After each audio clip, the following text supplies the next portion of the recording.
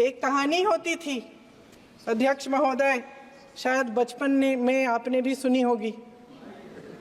राजा भेष बदलकर बाजार में आलोचना सुनने जाता था। ये सुनने जाता था कि प्रजा मेरे बारे में क्या कह रही है, मैं सही रास्ते पे चल रहा हूं कि नहीं।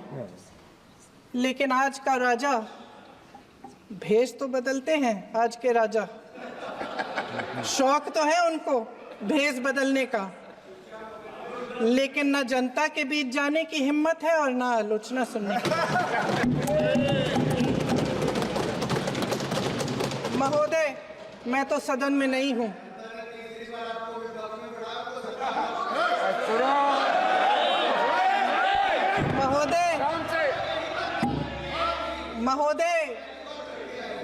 महोदय, जनता में बहुत विवेक है, ये सही है।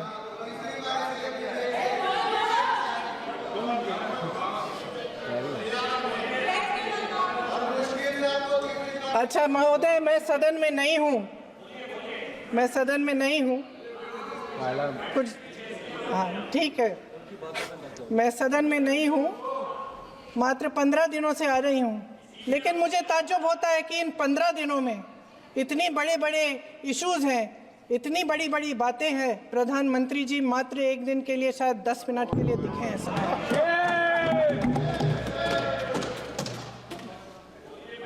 बात यह है अध्यक्ष महोदय जी कि ये देश भय से नहीं, साहस और संघर्ष से बना है। इसको बनाने वाले देश के किसान, जवान, देश के करोड़ों मजदूर और गरीब जनता है। संविधान इनको साहस देता है। मेहनती मिडिल क्लास है और इस देश के जो करोड़ों देशवासी हैं, जो रोजाना भयंकर परिस्थितियों का सामना करते हैं, उनको साहस देता है। वायनाड में जो आपदा आई, उसमें एक छोटा लड़का था 17 साल का। 6 घंटों के लिए उसने अपनी माँ को बचाने की कोशिश की। 6 घंटों के लिए आप सोच सकते हैं कि अगर नदी की धारा बह रही है, नाराज है, आप अपनी माँ को पकड़े हो, 6 घंटों के लिए पकड़े रखते हो कि मेरी माँ बच जाएगी, और अंत में वो माँ भी बह जाती है। उस लड़के का साहस,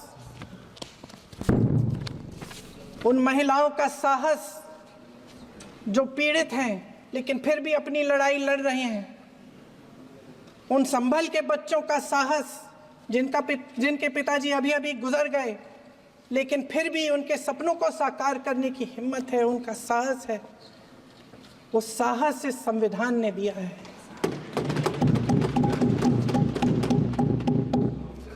वो आत्मविश्वास इस संविधान ने दिया है। ये देश भय से नहीं चल सकता, ये देश साहस से ही चलेगा। भय की भी सीमा होती है, और जब वो सीमा पार हो जाती है, जब किसी को इतना दबाया जाता है कि उसको लगने लगता है कि अब मेरे पास खोने के लिए कुछ नहीं है, तब उसमें एक ऐसी शक्ति पैदा होती है जिसके सामने कोई कायर खड़ा नहीं हो सकता। ये देश कायरों के हाथों में ज्यादा देर तक कभी नहीं रहा है। ये देश उठेगा, ये देश लड़ेगा, सत्य मांगेगा, सत्यमेव जयते। जय हिंद।